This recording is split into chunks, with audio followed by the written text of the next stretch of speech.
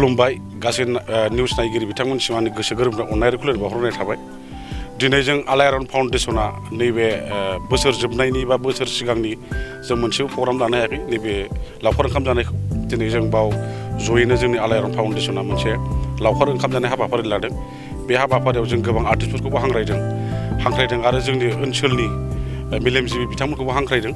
मानो होनबा जोंनि आलाइ आरननि मेन उद्देश्यआनो जाहैबाय जोङो समाज सिबिनाय, जेरै जोङो गरिबफोरखौ अनसायनाय बा नोङो स्पर्ट्स लाइनखौ अनसायनाय बा कालचार लाइनखौ अनसायनाय बा इडुकेसन लाइनखौ अनसायनाय जों बे हाबाफारिखौ मावगासिनो दङ। जों दा गिबि खेब दा नैबे जोङो जिथु आं प्रेसिडेन्ट जादों बिनिफ्राय जोङो गिबि खेब हाबाफारि लादों माने स्टेट अफ बड'लेण्ड सल' डान्स कम्पिटिसन। बे जोङो जाय जानानै जोंहा अडिसना जोबनानै दा फाइनाल जानो थांगासिनो दङ। नैबे जोंहा 25 मार्चआव फाइनाल जागोन। बे जाहैबाय जोंहा टाउनशिप आरसिसि अडिट'रियाम हलाव। दा जोंना बेनि हाबाफारिया जोङो अनसायलांनाय गरिब गुन्द्रा बा नोङो स्पर्ट्स लाइन इडुकेसन लाइन बेनो आरो जोंना टारगेटआ। फैबाय थानाय समाव आरो माबायदि खालामलांनो बे जोंनि फार्स्ट सिजन जाहैबाय। इयुनाव जोङो आरो खालामबावगोन, माने बे इयारलि जागोन बेयो, माने नैबे प्रथम सेकेन्ड थार्ड माने जोङो दा प्रथमखाय जों बारा माबा खालामनो हायाखै, माने एसे फिसायानो जादों। माने एसे जों नेक्स्टआव जों गिदिर खालामगोन।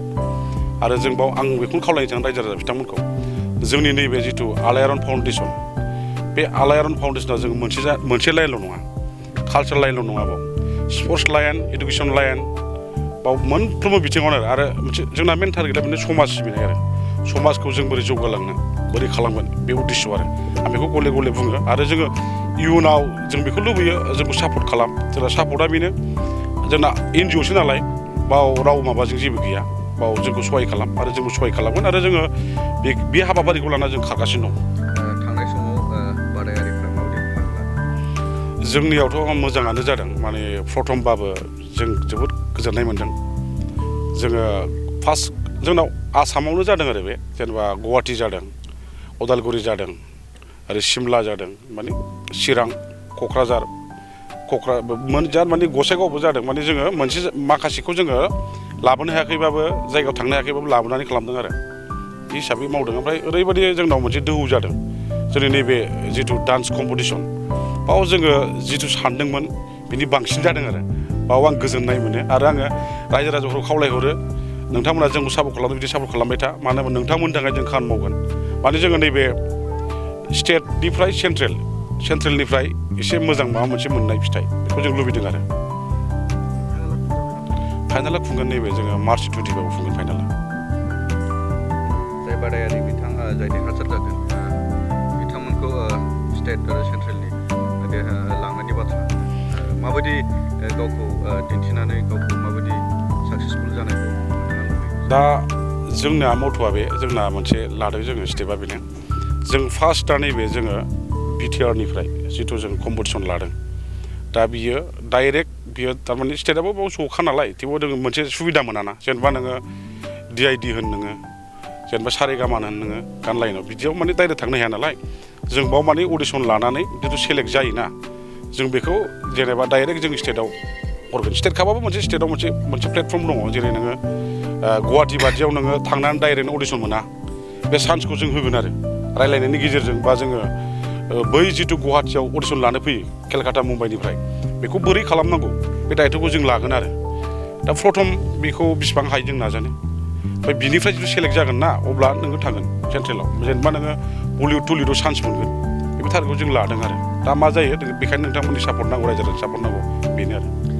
माखासे लाइमोनफोरा बान्थाखौ फिसा होननानै बेबायदि सानो आरो, नाथाय बेनि प्लेटफर्मखौ बाहागो लाखांनायनि उनाव जुदि साक्सेस जायोब्ला जाय देरहायो बेयो बुजियो। नाथाय जाय बिथांमोना बेबायदि सानो बिथांमोनखौ मा बुंनो सानो? बे नों सोंनाया जा मोजां कुइसन। मोसाबानो फैसा नांगौ 1 लाख 2 लाख कम्पिटिसन बेखौ सानो, बे बर' फिल्माव चान्स नांगौ बेखौ सानो। बिदि नङा, नोंनि टेलेन्टआ थाखाजों नङा। नोङो टेलेन्टआ जुदि जा मोजां देखायबाय, नों मोसानाया मोजां जाबाय, गान खननाया मोजां जाबाय, बेखौ थिखौ हरग्राखौसो नांगौ। फैसाखौ मेटार खालामबा जाया। जुदि नों फैसाखौ मोनगोन 1 लाख 2 लाख 5 लाख मोनगोन, जेबो खामानि जानाय नङा बे। माने खोथाया जाहैबाय नोङो प्रसार जानाय, जिथु नोङो गोजौ लेभेलाव थांनानै नों नामदांखा मोनबाय, बिदि जायोबा नों अट'मेटिकेलि नों फैसा फैगोन बा नोङो मोनसे बयजोंबो अनसायजागोन। बे आरो बे फुल बेखौ खालामनाङा। ओंखायनो जोंनिया प्राइसआथ' बारा नङा, फिसा जोङो फार्स्ट प्राइजखौ लादों जोङो 51,000 सेकेन्डखौ लादों 31,000 थार्डखौ लादों जोङो 15 माने बे फिसा होननानै बेखौ सानोबा गावसोरनि भुल माने जोंनि टारगेटआनो बै जों दहाय बुंखाबाय जिथु जोङो बेखौ गोजौ लेभेलाव लांनाय बेखौ बोरै लांगोन जों बेखौ जोङो लामाखौ खालामबाय दङ जों बाव अडिशनाव जों फैसा मोनाखै जोङो खुद दा जोङो नैबे एनजिअ'आ जों खायदा बायदा खालामनानै जोङो पकेटनिफ्राय ज' खांनानै सोरबा माइ फानदों सोरबा माबा फानदों बिदि गय फानदों बिदि फाननानै जों बे प्रग्रामखौ खुंदों जों रावनिफ्रायबो जों सरकारनिफ्रायानो जा बा नोङो एसे पाब्लिकनिफ्राय जों फैसा खाङाखै दा जों टारगेटआ बेनो जों बेनिफिट नाङा जों बेनिफिट होनो रायजो राजानो जों बेनिफिट होनो बिथांमोना जितु गोजौआव थांगोन अब्ला जोंबो बिसोरनि उनाव थांनानै खामानि मावनो हागोन आरो जोंनाबो थाइसे थाइनैबो बेनिफिट फैगोन जों थाखानि थाखाय खाराखै माने जोङो आं दहाय बुंखादों जोंना एकदम ससियेल वार्कार आरो जों माने मावलांगोन बे हाबाफारिया जोंनो देरगाथों जोंनि बर' हारिया बा देरगाथों जोंनि बिटिआर ओनसोलनि मानसिया बे आरो टारगेटआ